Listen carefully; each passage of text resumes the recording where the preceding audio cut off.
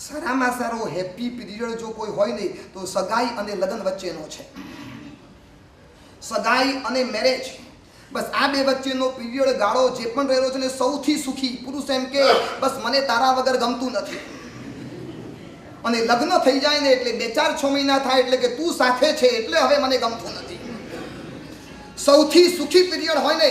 હવે તો બધું આમ સમય બદલાય. પહેલા તો એન્ગેજમેન્ટ થયા પછી મેરેજ ન થાય ત્યાં સુધી એકબીજાના મોઢા જોવાતા નહોતા. હવે તો વીકેન્ડ આવે, શનિ રવિ એટલે ફરવાનો મોકો મળી ગયો. અમારા એન્ગેજમેન્ટ થઈ ગયા, ફરવા માટે જાય. શનિ રવિ તો 2 દિવસ સુધી ફર્યા કરે અને રોજ રાહ જોઈને બેસે ક્યારે ફોન આવે. રાત્રે 10 વાગે, 10 થી લઈને રાતના 12 અને 2 વાગ્યા સુધી મોબાઈલ પર ગપ્પા મારવાના ચાલતા જ હોય. રાહ જોઈને બેસે બસ ક્યારે ફોન આવે.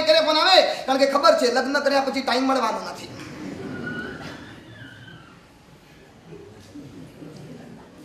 જોને કીધું જો આપણે હવે આખી જિંદગી સાથે રહેવાનું છે, સાથે રહીશું એટલે ઘર્ષણ તો થશે જ. વાસણ ભેગા થાય ને એટલે શું થાય? ખખડે એનો વાંધો નથી, પણ તમારા વાસણમાં તો ગોબા જ પડી જાય છે.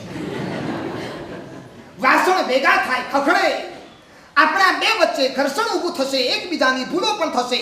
હું તારી ભૂલ જોઉં, તું મારી ભૂલ જુએ અને ક્યારેક એકબીજાની ભૂલ આપણે એકબીજાને વચન દ્વારા આપણે બોલી પણ નાખીએ. મારું મન દુભાય, તારું દિલ દુભાય. આના કરતા સેફ રસ્તો એ છે જો હું તને એક ડાયરી આપું છું, તું એક મને ડાયરી આપ. આપણે બંને જણાએ ડાયરી લેવાની અને ડાયરીની અંદર આખા વર્ષ સુધી આવતી એનિવર્સરી ના આવે ત્યાં સુધી એકબીજાની ભૂલો આપણે લખ્યા કરવાની. જાન્યુઆરી, ફેબ્રુઆરી, માર્ચ, એપ્રિલ, મે મહિનાવારની ડાયરી છે. એમાં દરેક મહિનાની ભૂલો છે ને જાન્યુઆરીમાં લખવાની અને એ પ્રમાણે આખા વર્ષ સુધી આપણે એકબીજા માટે કશું બોલવાનું નહીં. ગમે તેની ભૂલ થઈ હોય ડાયરીમાં લખવાનું. એનિવર્સરી પૂરી થાય ડાયરીની અદલી બદલી કરી દઈશું અને આપણે એકબીજાને વાંચી અને આપણી ભૂલો સુધારી લઈશું. બોલો, ઘરે જઈને ડાયરી આપશો? તમારે તો ચોપડો